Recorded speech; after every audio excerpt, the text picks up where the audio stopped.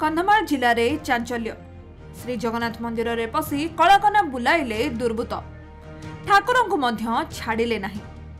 असामाजिक दुर्बृत्तों कब्जार एबे सहरवासी सहित ठाकुर। प्रथम थर पर फुलबाणी स्थित श्री जगन्नाथ मंदिर रत्न सिंहासन रे चढ़ी ठाकुरंकर अलंकार नहीं गले चोर। लक्षाधिक टंकार संपत्ति रे कलाकना बुलाइले चोर। गत विलंबित राति किछि दुर्बृत्त मंदिर मुख्य फाटक समेत तीनोटी कबाट भांगी रत्न सिंहासन तीन ठाकुरंकर सुनार चिता चोरी कर बेले मंदिर भितर थिबा हुंडी उठाई नहीं भांगी देइछन्ति। सेथिरे थिबा प्राय 5 लाख ऊर्ध्व टंका लूट कर नहीं जाइथिबा मंदिर परिचालना कमिटी पक्षरु अभियोग करा जाइछि। सूचना अनुसार सोमवार भोर सकाळु मंदिरर बड़ पंडा मंदिर को आसिबा परे मुख्य फाटक भंगा होइथिबा देखिबाकू पाइथिले।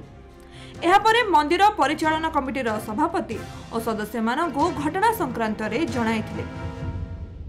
घटनास्थल रे टाउन थाना पुलिस पहुंची छानबीन आरंभ करिथिबा बेले मंदिरर जगन्नाथंकर एही सब संपत्ति चोरी होइथिबा जणा पड़िछि। तीन ठाकुरंक सुनाचितार मूल्य 4.5 लाख टंका एवं हुंडी रे 4 लाख ऊर्ध्व टंका थिबा नै कहिसंती परिचालना कमिटी सदस्य। मां विमला मंदिर प्रतिष्ठा उत्सव थिबारु दान हुंडी रे बहुत टंकार दान होइथिला बोली सूचना मिलिछि। एनै फुलबाणी टाउन थाना रे मामला रुजु करा जाई पुलिस तदंत आरंभ करिथिबा जणा पड़िछि।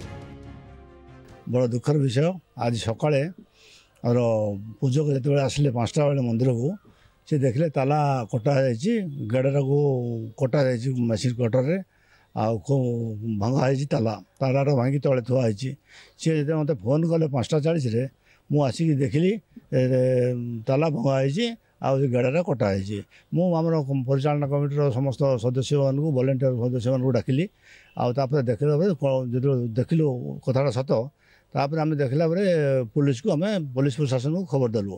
पुलिस प्रशासन आसिले तार विधिगत तदंत करने देखिलु। पुलिस आसला पुलिस उपस्थित आम गेटा खोलु आम पूजक कहले भितर को जाकि देखले 3टा जगह कबाट भीतर कटा महाप्रभु चिता सुना चिता ना हुंडी संपूर्ण भाव नहीं जाइए से हुंडीटा नहीं कि आम मंदिर परिसर बाहर लक्ष्मी मंदिर पछपटे भांगी दि जाए।